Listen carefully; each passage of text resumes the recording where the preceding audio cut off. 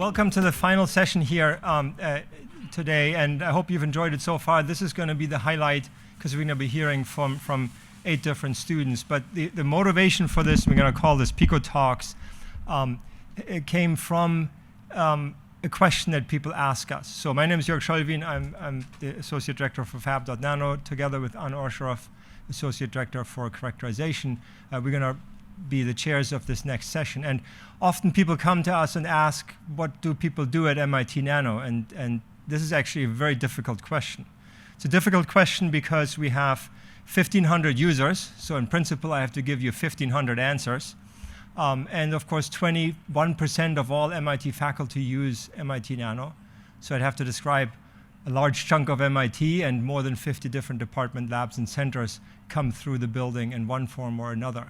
Right? So it's really, really difficult to pin that down into one particular thing. And so what we're going to try to do instead is to combine that, give you a glimpse of 8 different areas that we found interesting, and then hopefully in doing so, show you some curious commonalities that you may find throughout these talks of different research areas that are completely unrelated yet have a lot of things in common, like scaling up, quantum effects, all kinds of things nano. So hopefully you'll enjoy that.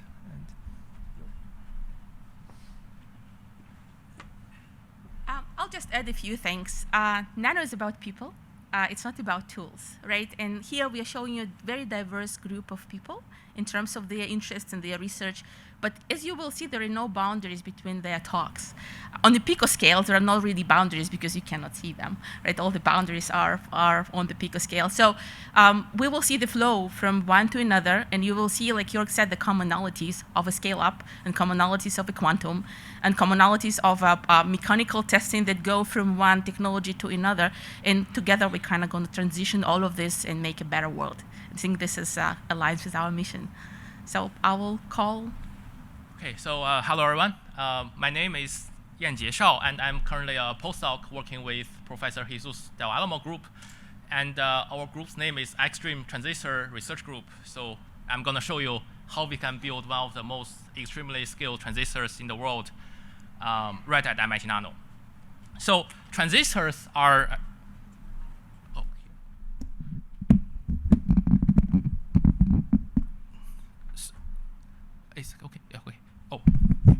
So transistors are the smallest building blocks of modern microelectronic chips. And so if we talk about microelectronics, we can see it in our daily life, and it's really ubiquitous. And I'm just showing you on the left 8 examples. And probably one of the most popular example nowadays is this AI hardware, as I'm showing here. And in fact, this is a figure generated by AI. And it really took me a lot of time to train. I like to let it generate in this fancy way. But anyway, these AI models are really powered by these microchips. And these chips are inside all these mainframes and in the cloud. And these are the magics that we can really get to the AI. And already we have seen the superpowers of AI. And it is cool, but it comes at a cost, which is the energy. In fact, about 4 years ago, at 2020, people have been aware of how much energy the AI could burn to support that explosive growth. And just after 4 years, at 2024, maybe last year, major tech companies have already turned to these small nuclear modular reactors to power their data centers. And apparently, this is not a sustainable trend. So how to solve this? Well, we really have to go down to the bottom and to see if we can get extremely energy efficient microelectronic systems. And so that's where our research comes in. But in fact, people have been trying to do that for the microelectronics in the past 55 years, and that can be seen from this Moore's law scaling, in which I'm showing you here that the number of transistors on a microchip is doubling every 2 years, or in microprocessor, including these microprocessors and GPUs.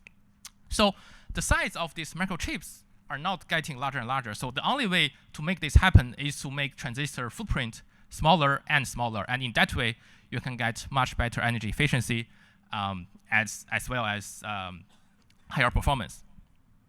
So I will not go into too much details here, but that really comes to how we can make these transistors smaller. And that is what we are researching about. And the first invention of the transistor was in this planar structure, in which you have this source, gate, and drain terminals. And so you can use the gate to control the electron flowing from the source to drain, or so you can turn on or turn off that electron flow. And there is already a key design parameter, the gate length. I will talk about that later. In about 2012, people realized that, well, these transistors are no longer able to support further performance improvement or energy efficiency improvement. So we have to turn to three-dimensional transistors. And as I'm showing on the right, this is the so-called three-dimensional thin field transistors, or FinFET. You see this silicon sheet is extruding out of the planar substrate, and then the gate is wrapping around the channel. So in that way, you can get better performance and also better energy efficiency. But again, this electrons still flowing from the source to drain in the planar direction. And so if you look at the evolution of these fins from this 22 nanometer node, when Intel first introduced this in the manufacturing, all the way to this 10 nanometer node, which is the state of the art for FinFETs, the evolution shows us that the fins are getting higher and higher. Also, the weights of the fins are getting smaller. So the state of art, you can see here, I'm labeling the weights at the half height of the fins is about 7 nanometer, and the height of the fins is about 53 nanometer. So that gives you an aspect ratio of 7.5. And there is also fundamental limitations in how much you can scale the gate length. So from many physical barriers, the minimum scale is about 20 nanometer, below which these transistors are no longer functional anymore. So how can we even get to smaller and small transistors if we have some fundamental limitations on one of the directions, right? And our solution is that instead of flowing the electrons in the horizontal direction, we can really flow in these electrons in the vertical direction. And in that way, we can minimize the footprint, while still we can have controllable device performance. And so in the middle, I'm showing you probably the most skilled three-dimensional transistors till date. And so it features these 6 nanometer diameter vertical nanowires at the half height with 135 nanometer height. So that gives you more than 20 aspect ratio, which is quite impressive.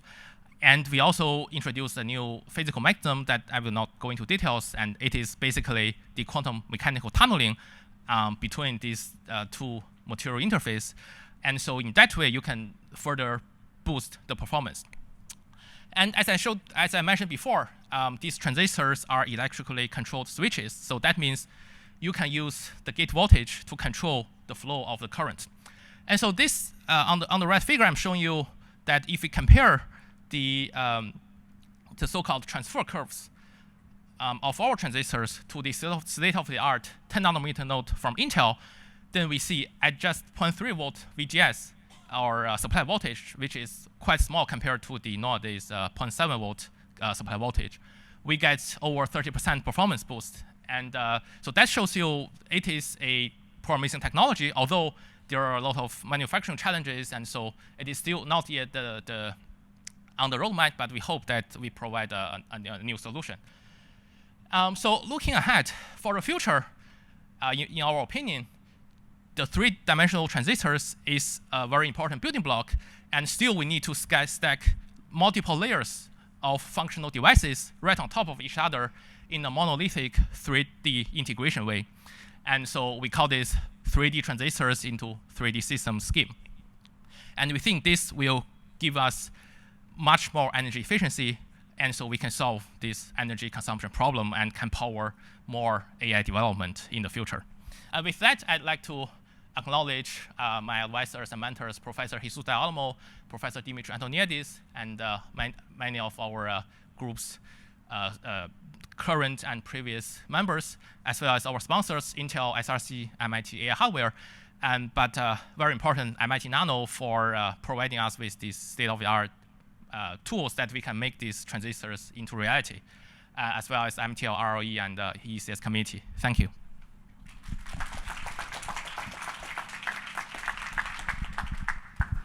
And by the way, we'll take questions at the end. You can also type them online, but we have a microphone at the end, so we'll go to the next speaker.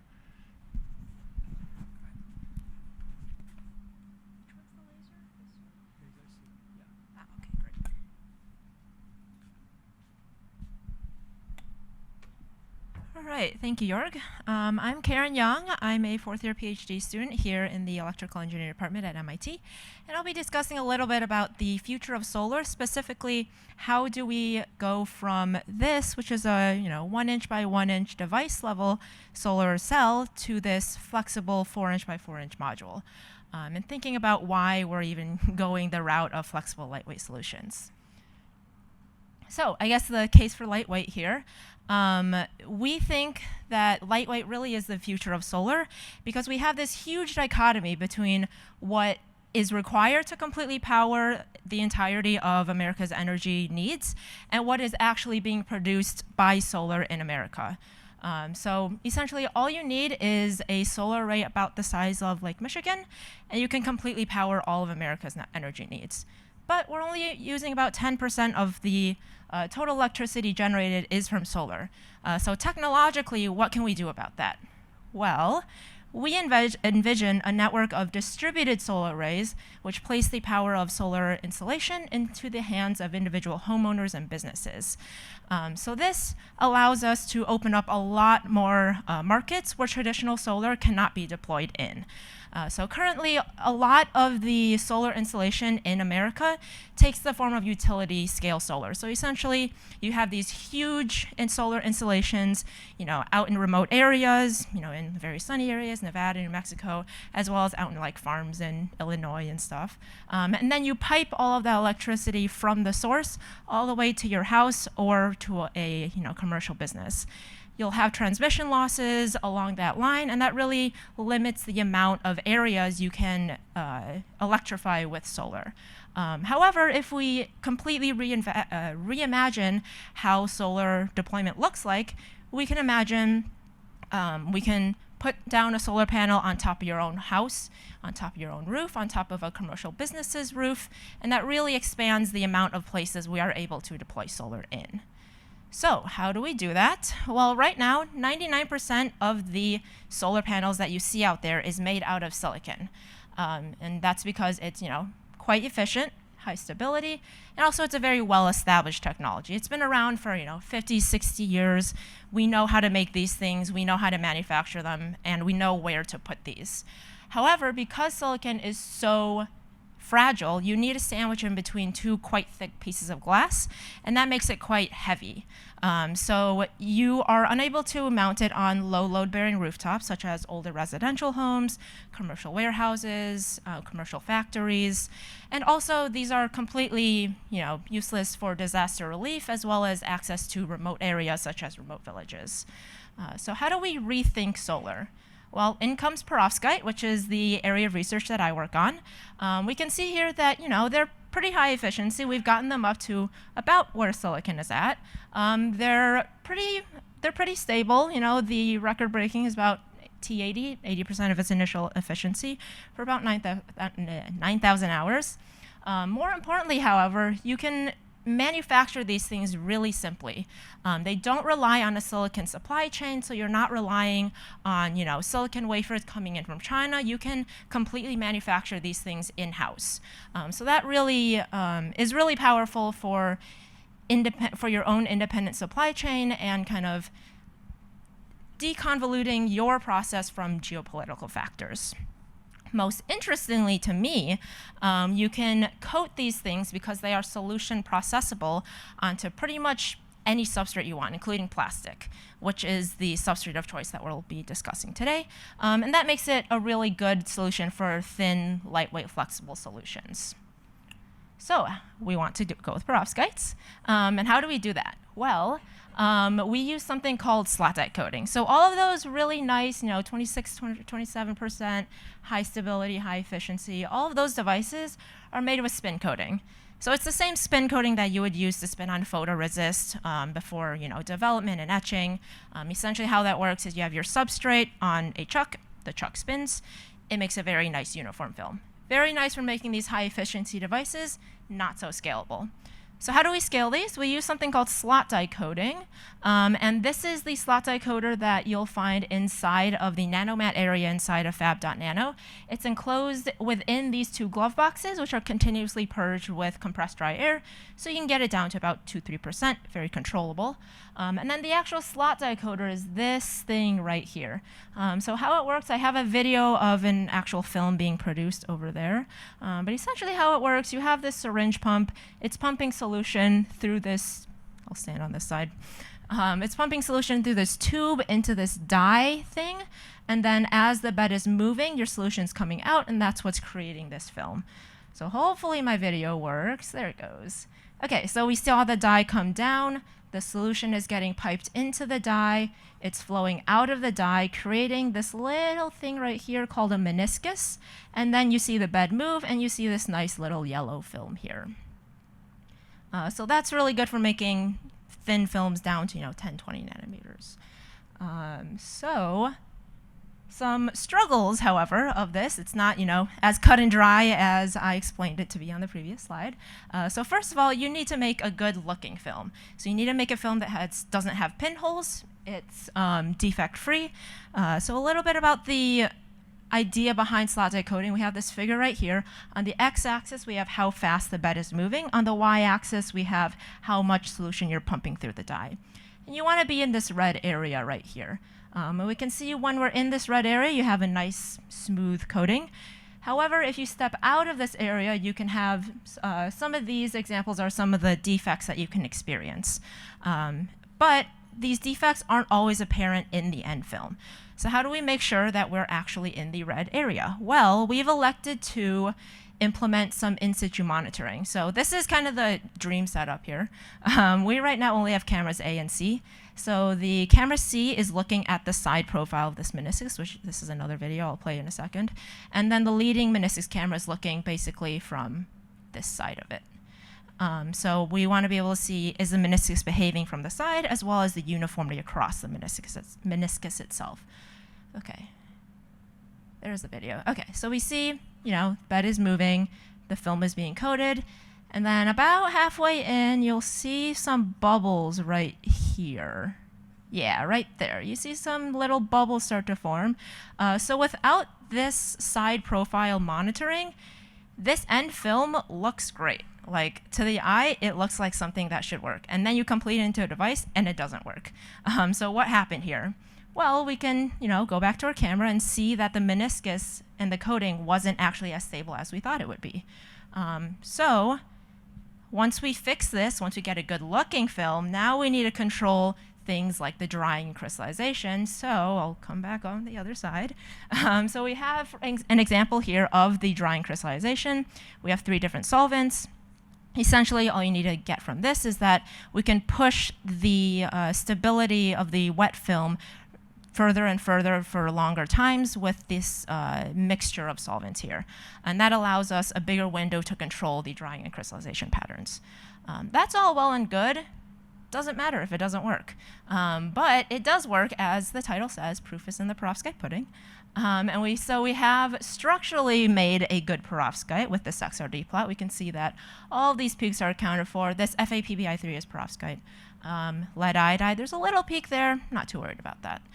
So structurally, we made a good film.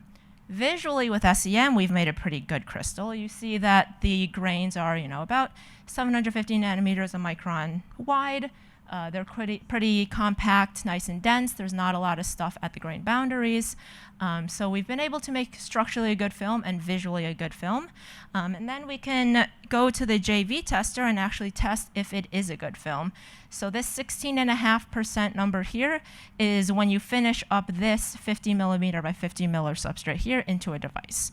So the next step here is to basically translate this, which is completely slot die coded, into something like this, which is a 4-inch by 4-inch module made on a flexible plastic substrate. So with that, I just want to thank the facilities at MIT.nano. This XRD plot was collected on the 4th floor, building 13. This was collected inside of Characterization.nano, and then all the fab was done inside of Fab.nano. So again, I just want to thank the staff and facilities at MIT.nano, as well as my many colleagues in the One Lab, including Professor Vladimir Vilovich, Dr. Rahul Patidar, and Dr. Tamar Kadash, as well as our sponsors at the CETO office in the Department of Energy, as well as Petronas. So, yeah, thank you. Hello, everyone. I am Alex. I have done a variety of things around Nano and MTL for those of you who are familiar with it. And I'm going to tell you about one of the more interesting translational projects that I've done that takes in as inspiration a lot of principles we have as Nano, applies a few of them, and has resulted in something pretty cool. And that is art restoration. Art restoration, not a conventional Nano subject. It is one of the more bespoke areas of expertise for people working in art conservation. It involves a lot of manual labor, and basically, I thought around 4 years ago, what if we tried to do something that involved any amount of technology and wasn't just someone sitting with a brush and in-painting? So a lot of the work that I've done here has nothing to do with art restoration. I've worked on things spanning medical diagnostics, the growth of nanowires for improving ionization efficiency, new forms of electron lithography. And working on all of those has taught me about precision. And I think Nano really is a lot about precision and working at small scales and knowing what's happening chemically, physically, structurally in the design of new devices and technologies. So what I've done to improve art restoration is to take a damaged painting, apply a variety of AI models to identify damages within it, and then create a multi-layer mask that goes over it to physically restore it. And this is an exercise in precision. Over 5,000 areas are restored this way in under 3 hours. This is almost 2 orders of magnitude quicker than it could be done by hand. And this involves quite a few interesting structural aspects. So firstly, one of the cool things that we can do is apply some of the AI tools. So people here are working on designing chips to create AI models. We can use those to do digital in-painting of damaged images of artworks and result in digitally restored ones. And then, as many of you are familiar with masks being used in nano and fabrication, we can derive a mask of all the areas that actually need to be in-painted on a particular artwork. So that mask comprises a series of color-accurate layers that are bound together with a variety of membranes and conservation-grade varnishes. This mask is truly quite thin. It is around 30 micrometers at its thickest. It's really difficult to handle. It is at the limit of what humans can actually interact with pretty reasonably. There's a cross-section of it. And once it's applied over an artwork, it physically masks damages to result in a digitally restored version of an artwork, but actually physically manifested. Now, the cool thing about this membrane, it's made of short-chain hydrocarbons that are bound together with varnishes that contain UV absorbers. So this mask is expected to be able to work to preserve artworks for around a century. And it's also very easy to remove. It's bound to artworks with a partly oxidized layer of varnish so that it can be pretty simply peeled off without damaging an underlying artwork. So that's just a taste of some of the cool things that go into that. This is an incredibly quick process. It restores thousands of damages in a way that's parallelized and can rely on some of the precision that's possible with digital tools. This has been described by conservators across the world as phenomenally cool, making their lives easier, better, faster, and cheaper. And I think that's kind of a description of Nano more broadly. I think Nano is phenomenally cool, and it makes a lot of people's lives easier, better, faster, cheaper. And I hope you appreciate some of the really cool projects that emerge out of the space and the labs that use it. So if you want to learn more about this, I published this in Nature. You can go read that. We are raising money, so tell your rich art friends to give their money to me. Thank you so much.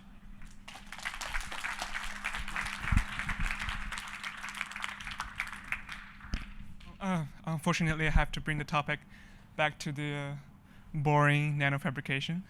I'm Yixuan from Palacios Group at MIT, and I'll be telling you guys about our work on the 2D transition metal that chalcogenides, its synthesis, and from system and integration applications. So as all of you probably heard multiple times today, the Moore's law is chasing us, and as we're approaching the scaling limit of the silicon devices, we'll have to look for new materials that as potential channel material candidates for beyond the current technology scalings. So one strong candidate would be for the 2D materials, and the 2D materials not only can be a great candidate for the front end of line transistor devices, and it also have capabilities to be added as the back end of line integration devices, such as the quantum technologies and for neuromorphic computing devices and photonic integrated circuits, and to integrate 2D materials into the system of the current mechanielectronic roadmap. We have several challenges to overcome. First, we'll have the materials, because it's a relatively new material compared to silicon, which has been around for decades. We have to take care of the synthesis and the characterization of the materials.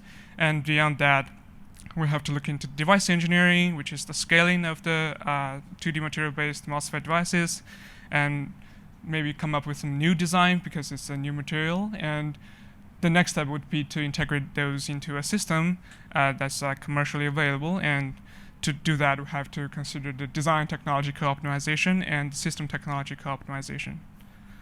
So first of all, we look at the synthesis. The part of work we do is to synthesize the high-performance 2D materials, both N-type and P-type. So for N-type, we'll have molybdenum disulfide, and for P-type, we'll have tungsten diselenide. From the SEM images and the OM images here, well, mostly the OM image doesn't really tell much. From the SEM images here, you can see we have deposited like quite uniform monolayer across the surface. And from the sharp peaks of the Raman and the photoluminescence spectrums, you can see the optical quality of these materials are pretty good. And after we make them into MOSFET devices, their performance in terms of the current density and the output characteristics are pretty excellent. But these are small-scale fabrications. To make these compatible for foundries, for industries, we have to scale up. So to scale up the deposition of the 2D materials, we have built this customized MOCVD system that is capable of depositing MOS2 on the 8-inch platforms, and is also capable of doing so at a back-end of line silicon CMOS compatible temperature of 400 degrees Celsius. And from these, I went over. So from these device statistics and the mobility and threshold voltage maps, we can see the material is quite uniform in terms of the 8-inch wafer scale. And now that we have the materials, we're looking at some device engineering part. So with the fab capability at MIT.nano and the materials that we grow, we were able to make some of the world's smallest transistors with the physical channel length of 2.8 nanometers. And they perform exceptionally well in terms of their scale. And to increase the performance as well as the response time, we also looked into building these multi-channel MOS2 transistor, which means instead of one channels, we now have 2 channels of MOS2 as well as 3 gates to improve the control and current density, as you can see from here. And these new materials, like people from the industry always ask, what good are they if they're not reliable? So we also performed these reliability study for MOS2 transistors. And from the positive bias temperature instability test and the hot carrier injection test, we can see these MOS2 transistors in terms of stability are comparable to the current silicon NMOS devices. And step up from the front-end line devices, now we look at the back-end of line integration functionalities, which, it's an animation. So first we have the graphene-based biosensor. It is a functionalized the graphene-based sensor and can be made into array and integrated into with the PCB system into a complete system that can analyze, say, your breath to tell about health conditions, which has gotten a lot of interest from the health industries. And also, we're making these MOS2-based hydrogen sensor, which can tell, which is functionalized by the palladium, and it can increasing current in response to the presence of hydrogen, which brings hydrogen sensing capability to your microelectronic systems. So all of these works that we've done in the past are quite terrific, if I can say that. And we're keep exploring new opportunities for the 2D material applications. And obviously, none of this can be done without the help of MIT.nano and our sponsors and my lovely group and collaborators, Professor Jinkon and Jetty. Thanks. And if you're interested in my research, you can ask about them in the Q&A session, or we can connect afterwards. Thank you.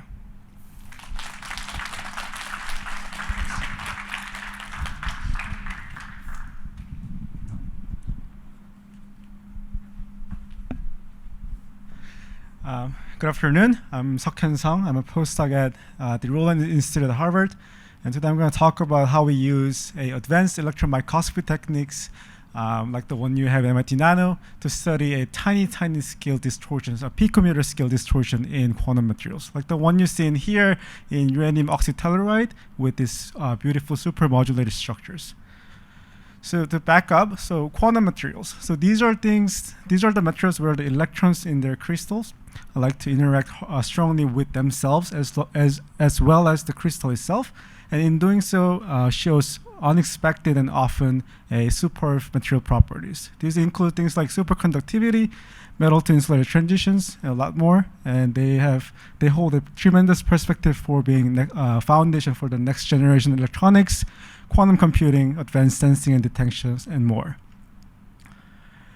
One of the key features of these materials is that these electrons like to interact strongly with the lattice that they reside in. So for instance, 1T tantalum disulfide is a classic quantum 2D material where at high temperature, at room temperature, it conducts electricity quite well. But once you cool down below 100 Kelvin or so, they suddenly becomes insulator. So it shows a metal to insulator transition. And when that happens, these atoms actually moves a tiny amount from their original lattice position. So they distort about few picometers, that is 1,000th of nanometer. So as an electron microscopist, what we aim to do is we aim to look at the atomic positions atom by atom and map those distortions, picometer scale distortions, using the microscopes. So the microscope technique that we use is called scanning transmission electron microscopy. Essentially what we do is we boil off electrons from hot metal and we accelerate them to high voltage, here 300,000 volt. And at that energy, the electrons are now moving at half of the speed of the light. And then we use a highly engineered set of electromagnetic lenses to focus them down to a single point, smaller than 1/10 of nanometer. And then we use those electron beams to probe our materials. Sounds science fiction-y, but if you go down to the basement of MIT.nano, they actually have multiple of those microscopes. And we can use those microscopes to form image like this. So here, at each one of those fuzzy little white spheres are columns of atoms. The brighter ones are heavy tantalum atoms, and the lighter ones are sulfur atoms. So we have tools where we can see atoms column by column. So uranium oxytelluride, these are newly rediscovered quantum 2D materials. And if you look at the lattice structure, you see the atoms are arranged in square lattice pattern. If you were to look at it from the side view, you will note that the yellow tellurium atoms here are separated with, has big separations. And in fact, these are so weakly bonded that you can use literally scotch tape to exfoliate mono or few layers. And you can in fact transfer onto a flat surfaces and even do nano fabrication onto them. So my collaborators at Harvard measured the electronic properties of this crystal along the horizontal axis, and they found that it was quite insulating. And because your crystal here is forming a square pattern, you'd expect that you should be insulating both in the horizontal axis as well as vertical axis. But to our surprise, we found that along the vertical axis, it was actually quite conductive and was quite metallic. So this is quite contradictory of itself, because if I'm sitting here in the crystal and looking at these atoms, it should be same vertical versus horizontal. But if I'm electron here sitting in this crystal, now the vertical is quite different than the horizontal. So that's where I come in as an electron microscopist. So I grab the sample from Cambridge, the west side of Cambridge, and take the T, go to MIT.nano, and put the sample into one of these microscopes. And this is what we get. So once again, these fuzzy dots are columns of atoms, and we're seeing these square lattice patterns as we were expecting. But if you have good eyes for these kind of things, and if you actually squint a little bit to make all the, to make your vision a little blurrier, you might be able to see there is a faint modulations of intensities. Okay, so this immediately answers some questions. The reason why electrons were flowing one way but not the other way is because the lattice is not actually square. There's something going on horizontally versus vertically. Of course, we wanted to really understand what was going on, so we decided to take the sample out, prepare another sample along the cross-sectional axis, and take a look at what it looks like. And to our pleasant surprise, this is what it looks like. So the most striking feature here would be this black dark intensities arranged everywhere. And if we zoom in a little bit, you will see that those dark intensities are voids.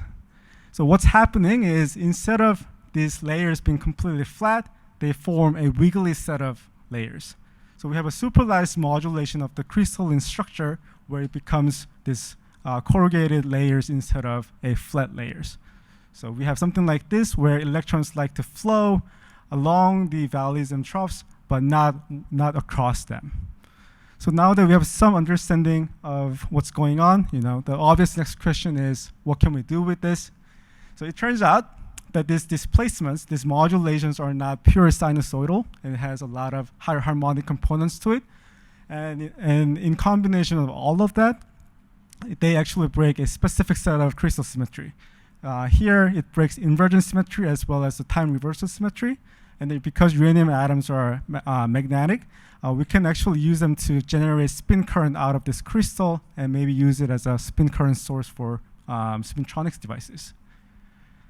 Okay, to wrap up, we imaged a piece of uranium oxytelluride crystal using MIT.nano's microscope, and we discovered this beautiful supermodulation pattern that was hiding within.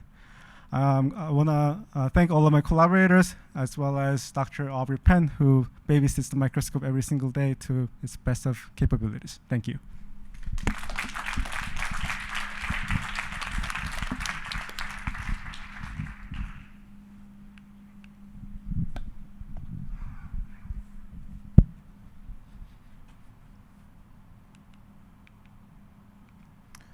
Okay, hi everyone. Thanks for coming. Thanks to the organizers for organizing this summit. My name is Ahmet. I'm a grad student in physics in the group of Professor Kemal at MIT. And today's talk is going to be based on our recent work on photonics with a two-dimensional magnet. Okay, so light is the fastest and the cleanest information carrier we know. And photonics is the science and technology of it. It underpins modern life, from the global internet to advanced manufacturing. Part of the reason why it's so successful is because we know how to solve Maxwell's equations. And the materials that are used in photonics are mature. They're very well studied, they're reliable. Unfortunately, they don't give us many new surprises anymore, and not a lot of knobs to turn. It's also fair to characterize photonics as an engineer's field as much as a physicist, because you can design something, simulate, fabricate, and in the end what you get is usually what you expected. Quantum materials, on the other hand, are solids where the collective behavior of electrons gives rise to entirely new states of matter. Superconductors, unconventional magnets, you name it. Unfortunately, I forgot. These properties, because they're so special, they can go far beyond what the ordinary materials can offer.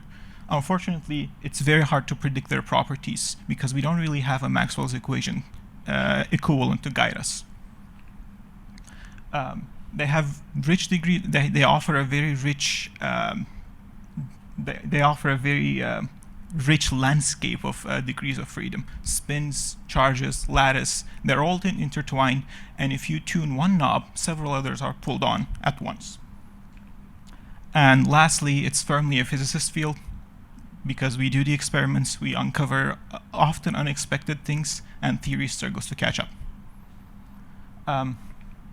It's this middle part, it's the apparent orthogonality of these fields that's interesting to us, both from a basic fundamental perspective, but also a technological one. We work in the middle, where the intersection promises bringing best of both worlds together. And this is what I'm going to be talking about today, especially when it comes to using the rich degrees of freedoms of quantum materials and how they're intertwined. We recently became interested in this two-dimensional material called chromium sulfur bromide. This is a two-dimensional material. It's an antiferromagnetic insulator, semiconductor. And once you cool it down, interestingly, the chromium atoms in plane point in the same direction. It's an in-plane.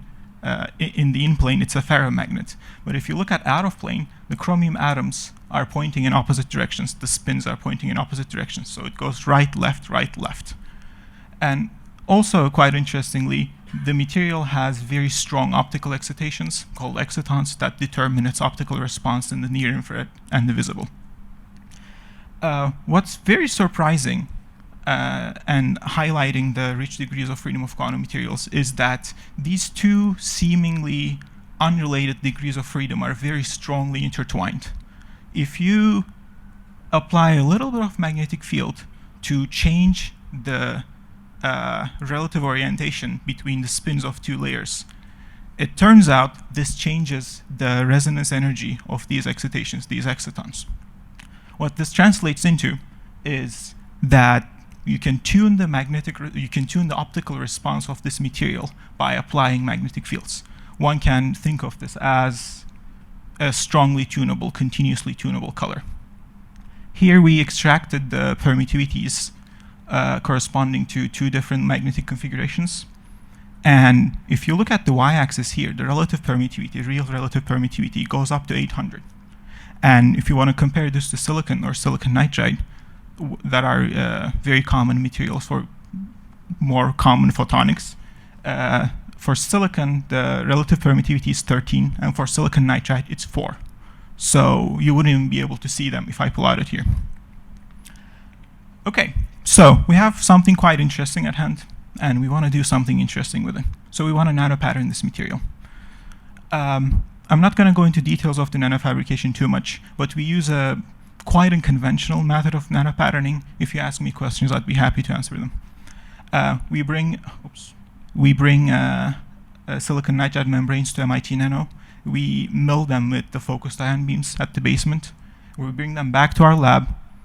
We transfer these silicon nitride membranes on top of the material of interest, chromium sulfur bromide in this case, and then we etch through. And in the end, we have what's called a photonic crystal. So a photonic crystal is an artificial structure that is designed to control the flow of light. And some of these photonic crystals have traps, some resonant modes that can trap light. And the quantifying measure of this trapping as to how many times the light is going to be bouncing back and forth within the material until it leaks out is called the quality factor, or the Q factor. We made these photonic crystals, and if you look at what the photonic crystal looks like, it's almost boring. There's nothing special about the photonic crystal itself. But the material itself is very interesting. So we pattern these materials, we send light, we collect it back, we look at the reflectivity.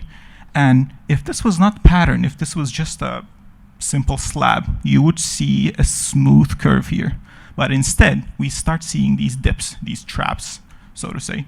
And these traps, if you calculate the quality factor, it turns out they're over the quality factors of these resonances are over 1,000.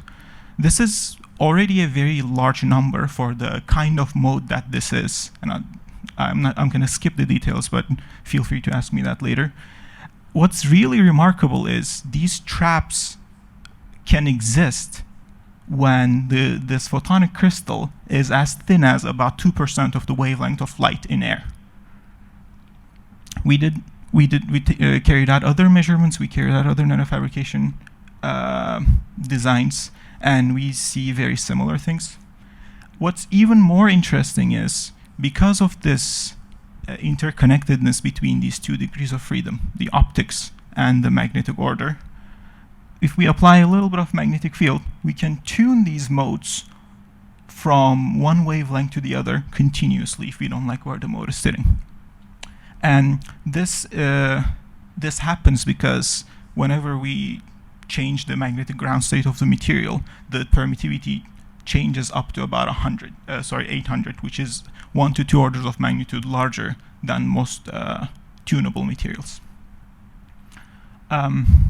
Just to conclude, we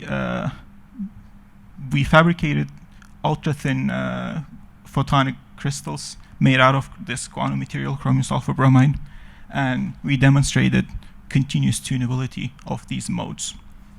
And next steps are making photonics more interesting by incorporating quantum materials within this structure, or vice versa, making quantum materials more interesting and functional by using them in already established nanophotonic architectures. Thanks for listening, and I'd like to quickly flash my collaborators and the funding agencies.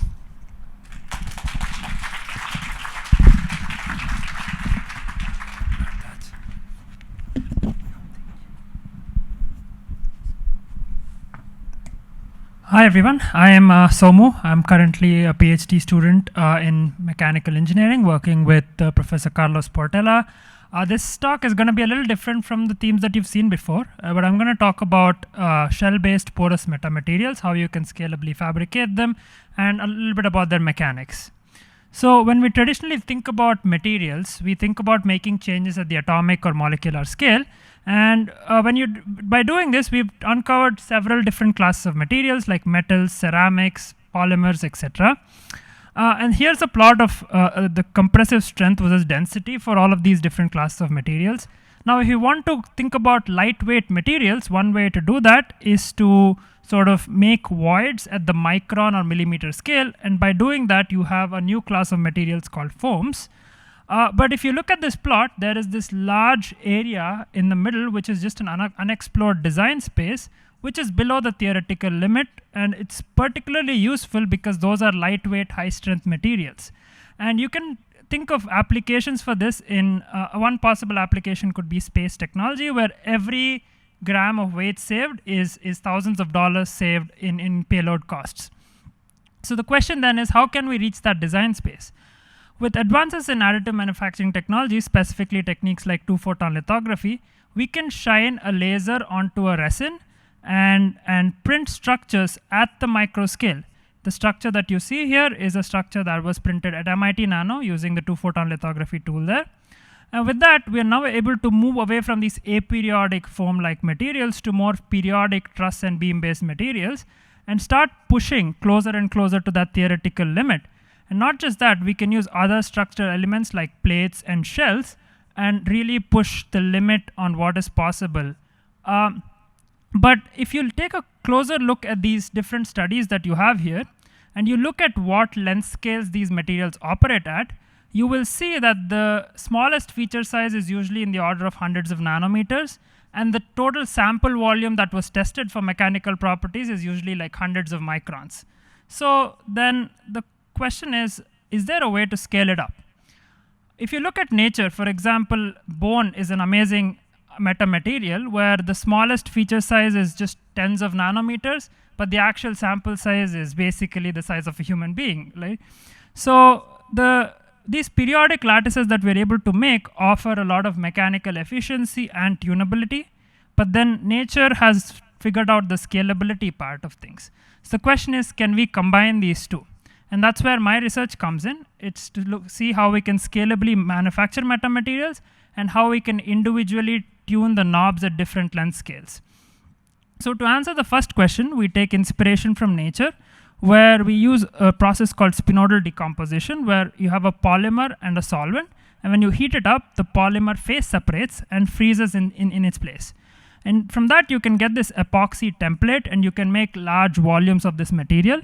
You can then use coating techniques, such as metal and ceramic coatings that you have at MIT.nano to coat these materials, and then burn away the polymer or ash it away to get these bicontinuous spinodal shells with shell thicknesses in the orders of tens of nanometers, and you can make hundreds of cubic centimeters of this sample in a matter of minutes. But before I go on talking about how we can actually achieve this in lab, one question that might come up is, are these structures mechanically efficient? To do that, here I have a computational simulation of the process, and I can extract a 3D structure of the polymer. I can then go ahead and actually print this using 2-photon lithography techniques at Nano, and coat them using atomic layer deposition, and then ash away the polymer. And I get this very interesting thin ceramic shell, which is a spinodal structure, and the shell thickness is only 10 nanometers. And you'll see something amazing. This is a ceramic, a glass-like material, and I can put this under the SEM and couple it with our nano indenter, and you'll see what happens. When I compress it, it behaves like rubber, an elastic material. And I can compress this multiple times, and you'll see that it is able to completely restore each and every single time. And this shell is, again, just 10 nanometers thick. And the whole unit cell itself is about 100 microns. So if you actually go ahead and measure the strength and stiffness and try to sort of look at where it falls in the context of the materials that I presented previously, you will see that it performs much better than foams. It's much lighter and has pretty good mechanical properties as well. So now to answer the second question, which is how can we actually make this in lab, and how can we tune the different knobs? To answer that question, at the macro scale, what we can do is that we have this interesting mold that we made, where you can fill it up with this polymer blend and then heat it up, and you can make these epoxy templates of different shapes and sizes at the macro scale. And if you zoom in, you will have this interesting spinodal morphology at the micro scale. You can also tune the structure at the micro scale by changing the temperature and composition of the process, and you can get smaller pores, or you can get much larger pores. So you have some control on the microscopic properties as well. And finally, at the nanoscale, you can coat this using alumina, using atomic layer deposition with alumina, and essentially get nanometers thick alumina shells. And so sort of going back to where I started, which is this idea that can we combine the mechanical efficiency of these periodic metamaterials with the scalability of aperiodic metamaterials, we now have a system which we call self-architected metamaterials, which span 9 orders of magnitudes in length scales, from the smallest feature size that's only a few nanometers to actual sample size that are a few centimeters. And we're closer to realizing this dream of combining nature's scalability with the mechanical efficiency of man-made structures. With that, I would like to acknowledge the group, this Portela research group. This work was possible due to support from NSF, MathWorks, and a lot of technical support and mentorship from MIT.nano. Thank you so much.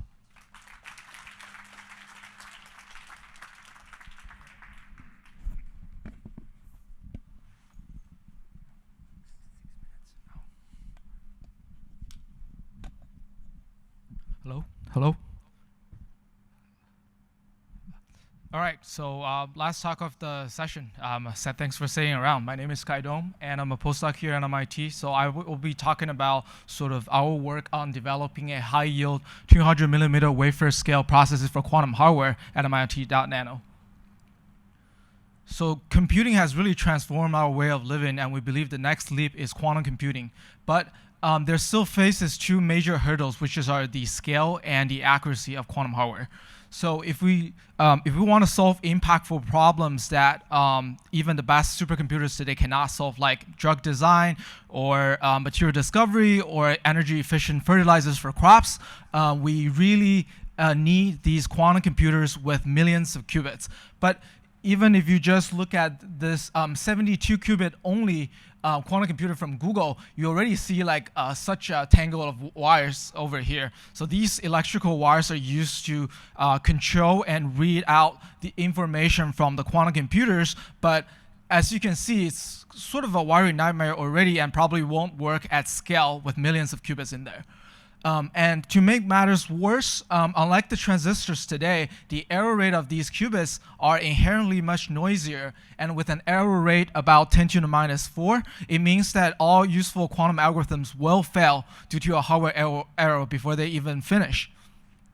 So here at MIT, we built these high precision and scalable quantum hardware that helps solve both these problems. So specifically, we work on something called quantum amplifiers, which is a critical component of quantum computers. And what it does is really just the speaker and a microphone system like we're using now, such that you can actually hear the useful information against a noisy background. So compared to the existing solutions, our quantum amplifiers can address 10 to 100x more qubits per unit using a single output line, and therefore can drastically reduce the system hardware overhead, footprint, energy consumption, and yada, yada, yada, and then help scale quantum computing further. And then at the same time, because these quantum amplifiers are really accurate and fast, what it can do is it enables real-time fast feedback, and this allows something called quantum error correction to happen, which essentially is a way to self-correct, and therefore allows us to run these longer and complex real-world problems. So for a while, these quantum amplifiers sounds great, but they're actually quite a feat to actually fabricate them. And just for a while, only our collaborators at MIT Lincoln Lab was able to do it in the entire world. And today, we're very happy to say that we can also now make these quantum hardware on campus ourselves at MIT.nano. And this is actually a 200 millimeter wafer that we fabricated these quantum amplifier and processor chips on, with the reflection of the MIT dome, of course. And so what are really inside these quantum amplifiers and quantum processors? So one things are called the Josephson junctions, which are really the fundamental building blocks of these quantum hardware. So what they are really just these tiny insulator metal sandwiches with a very thin layer of insulator filling. That's only about a nanometer thick, such that you can utilize useful quantum tunneling effects from it. And making one junction is not the easiest job in the world, and yet we have over thousands of these junctions on a single quantum amplifier chip. And even if just there's one junction failure, it will ruin the entire device. So this is why yield really, really matters. And to put a number into perspective, if you have a 99% of junction yield, that sounds pretty great, but it leads to a horrible near zero device yield. And when you're at 99.9%, you're really just only having about 30% of the device yield. And only when you get to 4 nines of yield do you actually would expect an over 90% of device yield.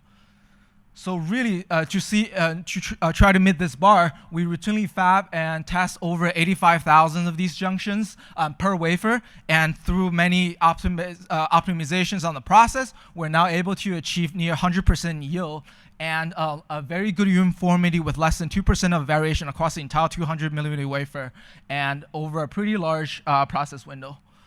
And then the other interesting component are these things called error bridges, which are really just these tiny metal overpasses that can cross and hop over different superconductors without touching each other. So this helps enhance the on-chip connectivities. And just like the junctions, we have actually thousands and thousands of these error bridges on a single quantum amplifiers as well. And again, if you can kind of imagine if a single of these arches collapses, will actually short out the device. So we're kind of maniac, so we want to make sure that our process is actually up to the game. So we test over about 0.8 million of these little tiny 3D arches on a single wafer, and using these electrical test structures. So if you probe from here to here, it goes through 15 bridges in series for connectivity, or if you probe from the blue here to the green here, it can tell you if there's any collapsed bridges or shorts. So using automated electrical probing testing, we achieved and demonstrated 99.98% across the entire wafer, and this is sufficient enough for making the quantum hardware that we wanted to achieve. And just very quickly, since we don't have a lot of time left, so even for academics, there's a lot of reason to actually go with large 200 millimeter wafers instead of small samples. First of all, our samples are huge because we really, really want to push the device performance to the extreme. So each sample is about 5 by 40 millimeter. So even for a 200 millimeter wafer, I can only fit about 100 devices. So it's kind of a natural choice because on small samples, it's kind of impossible to do design splitting. And then also, we kind of want to have these operational discipline and while encouraging exploratory ideas. So just like industry, we really want these rigorous process control and these standardized test structures across many different wafers. And shown here is an example of a group of electrical test structures that we run on every single device wafer across the wafer everywhere as well, like these dark little dots. So, and besides that, the wafer real estate really allows us to try these exploratory or even sometimes wild design ideas without having to cannibalizing slots for safe baseline devices. And then actually this creates sort of a low risk environment for innovation. It's actually being quite powerful and effective for us. So one of my best designs actually comes from a quick made design that I just kind of tossed onto an existing wafer that I run for some other stuff. And it turns out to be a huge winner, actually. And lastly, working with 200 millimeter wafers allows us to access a lot of these advanced semiconductor wafer tools that really brings these automation, reproducibility, safety control to a next level. And I can't stress it enough is that it really saves me a lot of huge time savings as compared to thinking about that, oh, a big wafer takes more time. This is because, as an example, if I want to pattern some features on a wafer, it takes manually about 20 more or so minutes to do so. But these tools, this tool is actually in Nano. It takes about well within 5 minutes, and I can streamline a couple more wafers while unattended. And this efficiency is really a game changer for this kind of research requiring very, very good uniformity and yield. And if we put together the components that we talk about, we actually get these functional high-performing quantum amplifiers. And if we zoom in, we kind of see these arrays of error bridges and Josephson junctions that we talked about. And they not only work, but they also, we use that to demonstrate sort of the record-breaking quantum efficiency or accuracy measure when used for a quantum computer. With that, I think that's my time. And I just want to shout out to my lab mates in the QC group at MIT and our collaborators for helping bring this vision to reality. Thank you.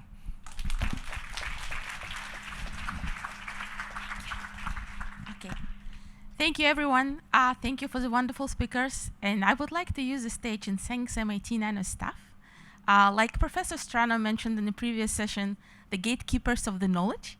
We are lucky to have gatekeepers of knowledge, some of them with us for decades. So I would like everyone to thank the staff for helping the students. And